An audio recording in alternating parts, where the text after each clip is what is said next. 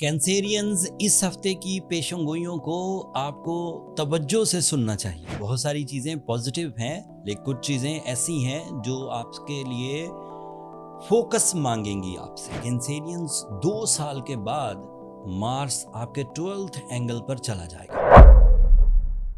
अमूमी तौर पर मार्स 6 हफ्तों के लिए 12th एंगल पर जाता है, जिससे फिजिकल स्ट्रेंथ थोड़ी लूज होती है।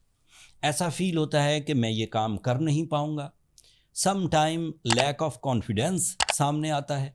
सम टाइम दूसरों के टर्म्स एंड कंडीशन पर कॉम्प्रोमाइज़ करने को दिल करता है। ठीक है, जैसा चल रहा है ऐसा ही चलने दिया जाए, ऐसी फीलिंग्स आती। लेकिन कहने की बात यह है कि ये पिछले कोई 6 साल से आपके लिए पॉजिटिव था। ये 12 एंगल्स को 6 महीने के लिए पॉजिटिव था।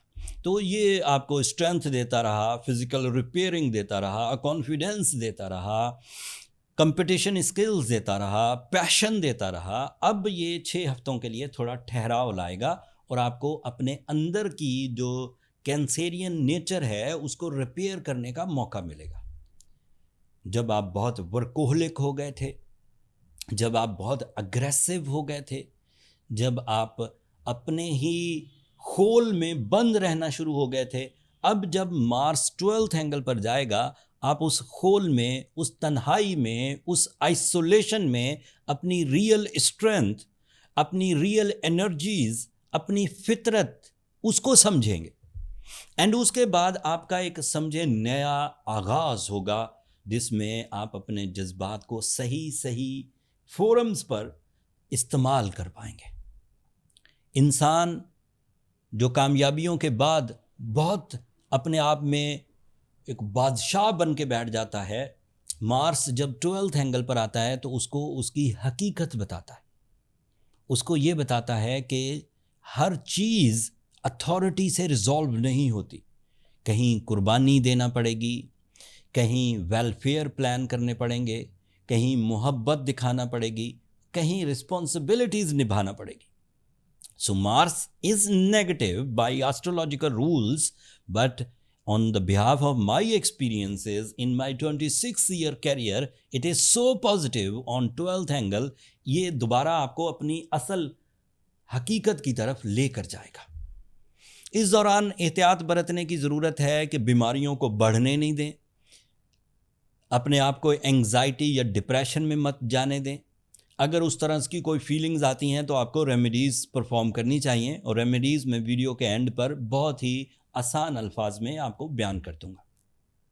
दूसरी बुरी खबर, again your mercury is also retrograde on 29th of June and होगा भी आपके फर्स्ट एंगल पर रेट्रोग्रेशन। तो डॉक्यूमेंटेशन में आपको बहुत एहतियात बरतना होगी। नई चीज़ों का रिस्क लेते हुए, नई एग्रीमेंट्स, नई स्ट्रैटेजीज़, नई कम्युनिकेशन, नए ओहदों को ज्वाइन करने के लिए, बैंकिंग सेक्टर के डिसीजंस लेने के लिए, एजुकेशनल डिसीजंस लेने के लिए, पब्लिक में अपनी इजहार, अपने इरादों, अपने नज़रियात का इजहार करने के लिए आपको इंतहाई एहतियात बरतना होगी। At the retrogression of mercury आपके माइंड में कोई भी चीज़ किसी वक्त भी नए अंदाज से नेगेटिवली उभर सकती है, एंड उसको मैनेज करना आपके ज़िम्मे है। वो सिर्फ आपके इरादों से, आपकी विल से और आपके एक्सपीरियंसेस से ही रिकवर हो सकती है। इसके लिए कोई विटामिन नहीं है, इसके लिए कोई एक्सरसाइज नहीं है जो मैं आपको प्रिस्क्राइब करूं।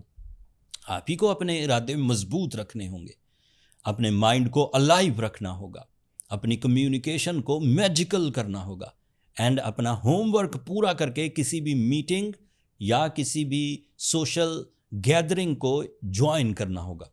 अगर आप विदाउट अपनी प्रिपरेशन के किसी मीटिंग में जाते हैं तो आपके यहाँ से कुछ ऐसी बातें निकल सकती हैं, कुछ ऐसे आइडियाज़, कुछ ऐसे नज़रियात जिस पर बाद में आपको पछतावा हो सकता है। So these are 2 negative changes in this week, and the positive changes आपके लिए फुल मून होगा 29th ऑफ जून को और 7th एंगल पर होगा।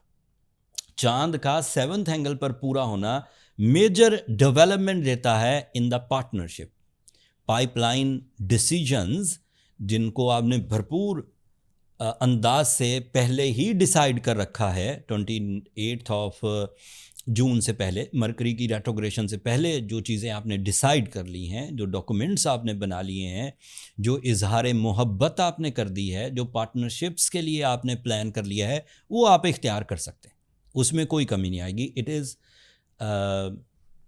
Smooth by the support of full moon and by your old strategies, जो पहले से चलती आ रही हैं वो चलिए, बट 29 के बाद फिर आपको एहतियात बरतने की ज़रूरत पड़ेगी। And the major and the positive most change जो आपके लिए मार्स को भी रिकवर कर देगी एंड मरकरी की रेट्रोग्रेशन को भी कवर कर देगी, that is related to Jupiter. 11 साल के बाद जुपिटर आपके 2nd एंगल पर आएगा। एस्ट्रोलॉजिकल वेस्टर्न एस्ट्रोलॉजिकल रूल्स के मुताबिक जुपिटर का 2nd एंगल पर अपीयर होना 4 नए फ़ायदों को जन्म देगा। पहला फ़ायदा, आपके लिए लकी फैक्टर्स इन्हेंस हो जाएंगे। You become 40% more lucky as compare to general days. 30th June के बाद आप वही काम करते हुए 40% ज़्यादा रिवॉर्ड्स के कैंडिडेट हैं। दूसरा फ़ायदा, Jupiter gives you the high attention, the focusing skills, the concentration and the real knowledge जो आपके प्लान या परफॉर्मेंस के लिए ज़रूरी होगी। अब जिग-जैग नहीं चलेंगे, टू दी टारगेट रहेंगे, तो ये मरकरी को कट ऑफ कर देगा, मरकरी को दबा देगा।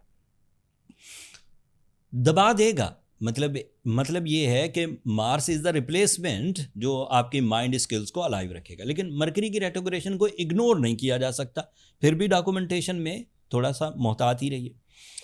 जुपिटर का चौथा फायदा, Jupiter is responsible of your 9th angle, that is the angle of spiritualism, that is the angle of higher authorities, fame, या फिर अचानक बड़े फायदे जिसे छक्का लगना कहते हैं। आपका कोई ऐसा प्लान जो अचानक उभरे, आप उसे अचानक अमली जामा पहनाएं और उससे अचानक बड़ा फ़ायदा हो जाए।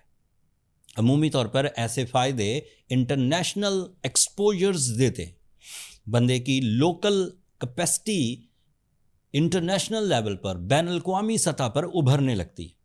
जिन कैंसेरियंस ने मूव करना, हिजरत करनी है, उनके लिए भी ये रास्ते 1 जुलाई से खुल जाएंगे, इस वीक के आखिरी दिन।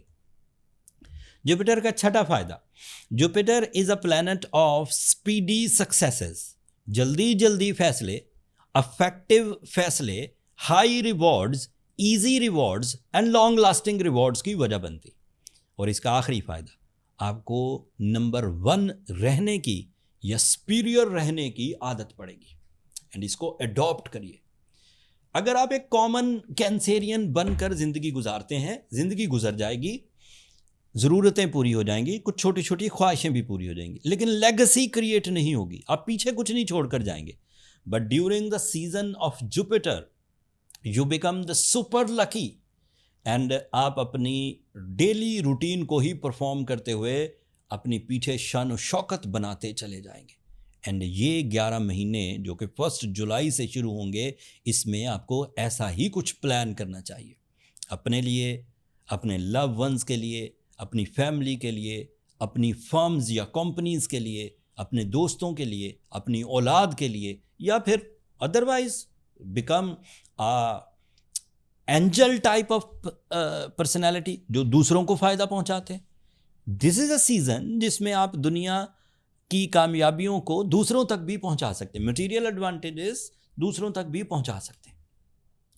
कुछ चीज़ें पिछले हफ्तों से भी चलती आ रही हैं जो आपके लिए पॉजिटिव है। इन 2 चीज़ों को छोड़कर मार्स का 12th एंगल पर जाना और मरकरी के रेट्रोग्रेड होने, इसके अलावा भी कुछ चीज़ें आपके लिए पॉजिटिव हैं। जैसे सूरज आपके 1st एंगल पर है, that is positive for your leadership, that is positive for your management, that is positive for your investments, that is positive for your mind skills like इरादों को ताकत, ये भी मरकरी को कवर कर देगा। तो 2 प्लैनेट इस वक्त मरकरी की रेट्रोग्रेशन को कवर कर रहे हैं, तो डरने की ज़रूरत नहीं।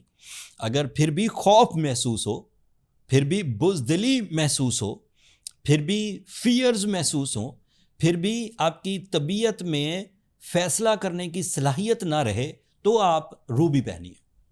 This is the effective most remedy Cancerians.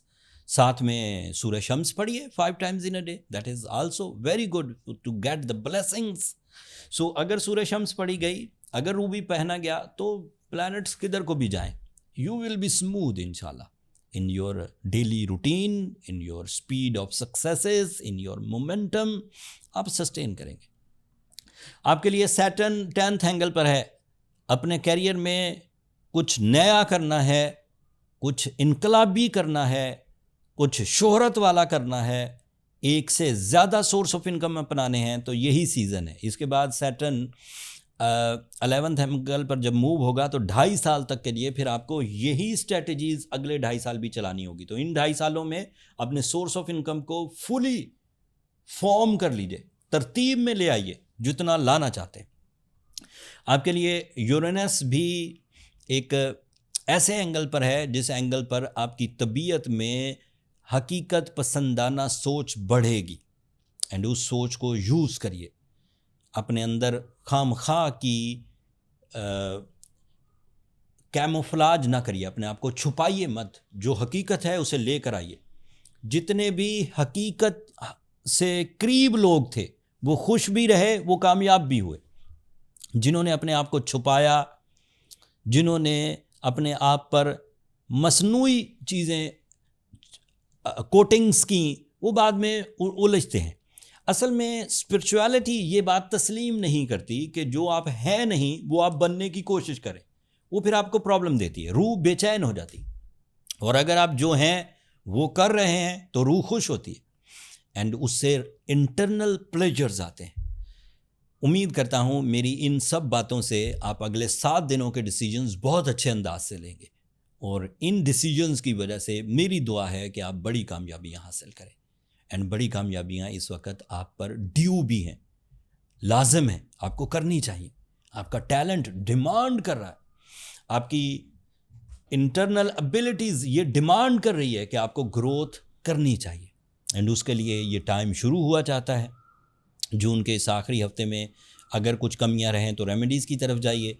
अगर रेमेडीज़ परफॉर्म कर चुके हैं और चीज़ें फिर ठीक नहीं हो रही तो फिर पर्सनल कैलकुलेशंस की तरफ जाइए। उसके लिए ये नंबर नीचे चलते रहते हैं, व्हाट्सएप नंबर्स हैं, छोटा सा आप मैसेज करेंगे तो मेरा स्टाफ आपको गाइड कर देगा कि पर्सनल कैलकुलेशंस किस तरह करवाई जा सकती।